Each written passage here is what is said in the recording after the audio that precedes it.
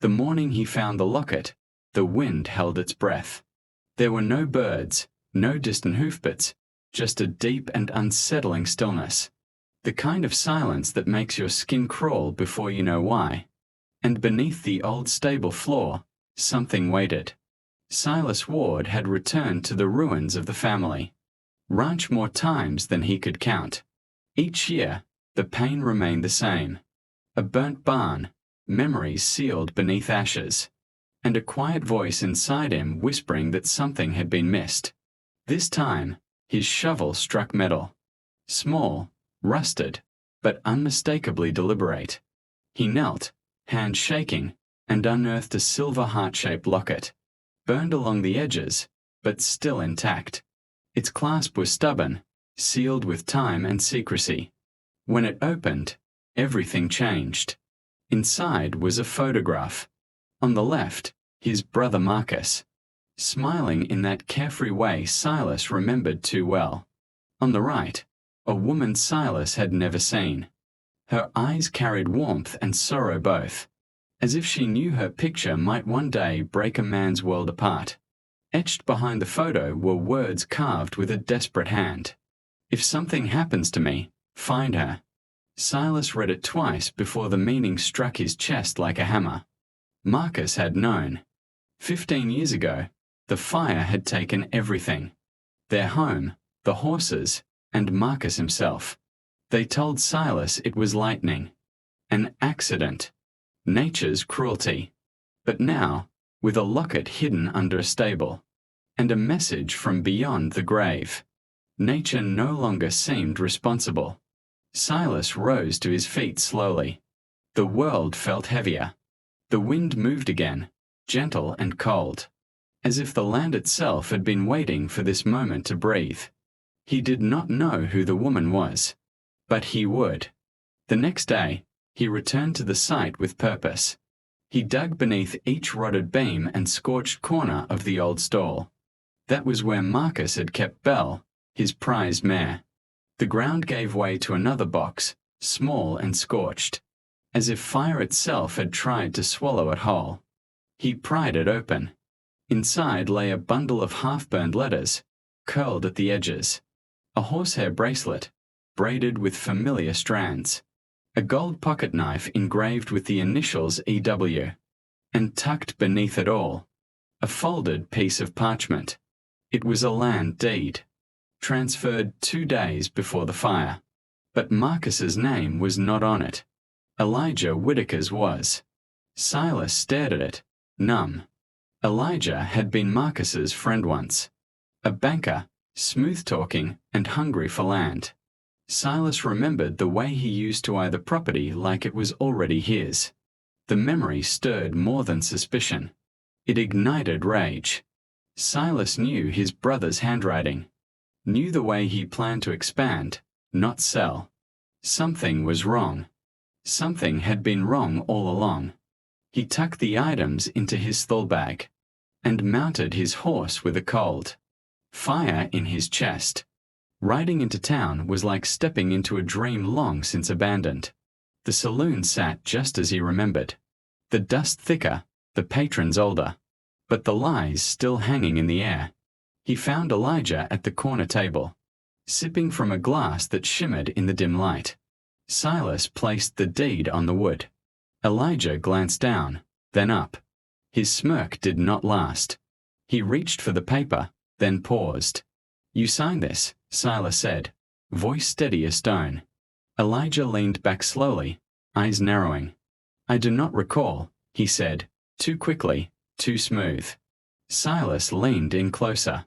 "You will. And you are going to tell me where she is." Silence followed, stretching too long to be innocent. Elijah's eyes shifted, not just to the locket, but to the past. Something flickered behind them. Guilt. Or fear. Maybe both. Evelyn Marks. That was her name. Silas found it written in one of the letters buried in the box. A woman Marcus had planned to marry. A woman no one had ever mentioned at the funeral. No obituary. No trace. As if she had vanished with the smoke. It took him days to find her. Most of what she had left behind had been scrubbed from public view. But an old-school record, a letter to a cousin in Missouri, and a name change led him to a quiet pine cabin tucked away in the hills. She opened the door before he knocked. She was older now. The soft lines around her mouth spoke of years spent in silence. But her eyes, those were the same eyes from the photograph. The moment she saw the locket in Silas's hand, her breath caught. She did not ask why he had it. She already knew. He handed it to her gently. Her fingers trembled as she opened it, as if the weight of what it held might shatter her all over again. When she saw Marcus's face, her knees gave. Silas caught her before she fell. She wept quietly, clutching the locket to her chest. They sat in silence for a long time. Finally, she spoke. Marcus was going to leave. He wanted to sell the ranch, buy land elsewhere. Start over with me. He told me he feared someone would not let him. He said if anything happened, it would look like lightning. She paused, then looked at Silas with a pain so deep it burned. I tried to warn someone, but the sheriff told me to forget. He said it was best for everyone. So I ran. I could not live among people who buried truth with the dead. Silas felt the world spin beneath him. All the years he had spent alone, all the memories built on lies. His brother had not died by fate. He had been hunted. Silas rose slowly. "Thank you," he whispered. "But there is someone who still needs to answer for this." He returned to his land as the sky darkened. Rain had started to fall, slow and steady. The stable ruins waited, just as he had left them. He stood beneath the blackened beams, the locket now warm from his grip, and closed his eyes.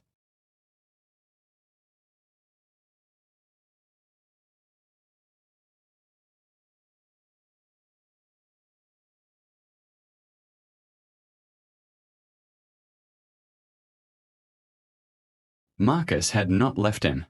He had tried to protect him, to warn him, to leave behind something more than grief.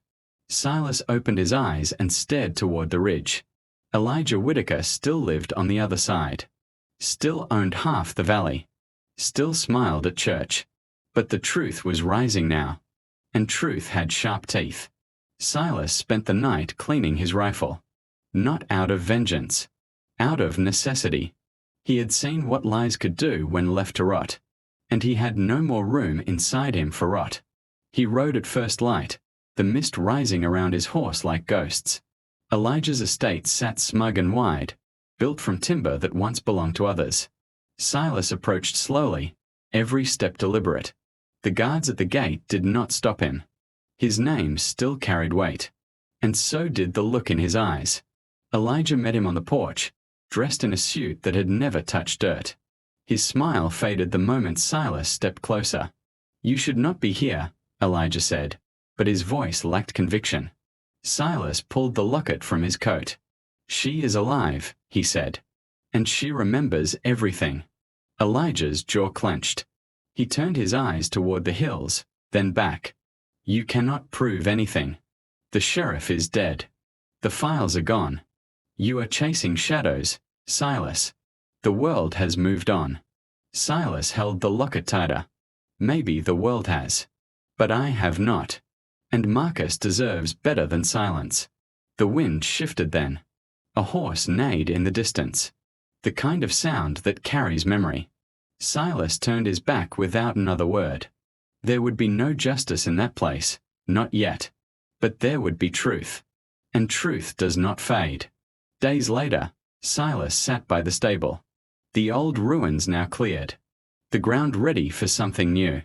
He held a photograph Evelyn had given him, Marcus holding her hand, smiling with a joy Silas had never seen in life.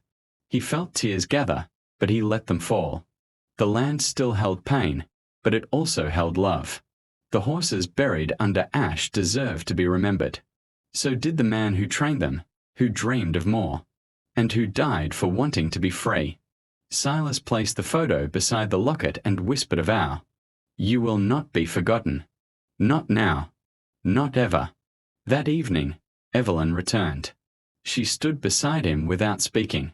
The silence was different this time. Not empty, just full of what could never be said. She laid down wildflowers along the edge of the old foundation, her hands steady, her face calm. He asked her if she would stay. She nodded once. "We owe it to him," she said, "to finish what he started." And so they did. Together, they rebuilt, not just with wooden nails, but with names spoken aloud, letters restored, and horses returned to the land where they once ran free. Justice, they learned, does not always wear badge. Sometimes it wears grief. Sometimes it takes 15 years. And sometimes it rides in quietly, carried by wind and memory, asking only to be heard.